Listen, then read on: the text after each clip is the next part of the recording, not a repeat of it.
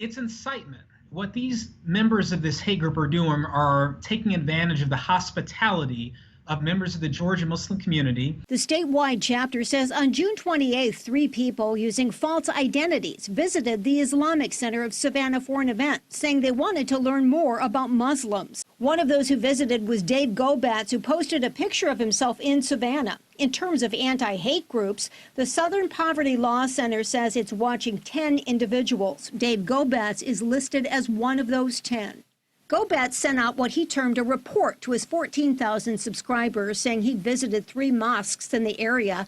He rated a mosque in Statesboro as dangerous and one in downtown Savannah as dangerous. Then he rated the Islamic Center of Savannah as extremely dangerous, saying it was a home for terrorists and their supporters and a training base for terrorists. Going into our houses of worship, lying about who they are, spying on people, and then going back to other hate group members and saying, hey, that house of worship that warmly welcomed me, it's full of terrorists, it's dangerous. That is incitement. They are putting a target on the back of these houses of worship.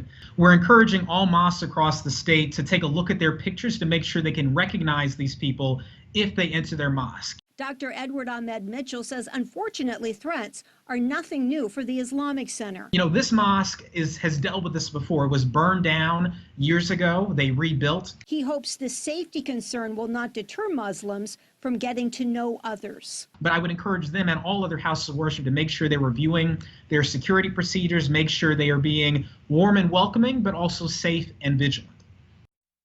The statewide chapter has also contacted Savannah police about this report just to be safe, and the Islamic Center of Savannah has also contacted the FBI. By the way, the center's board of directors is also meeting about this topic tonight. And we also emailed Dave Gobatz, the man in the report, who wrote this online report, asking him why he had visited the mosque. We have not yet received a reply. Joanne Merrigan, WSAV News 3.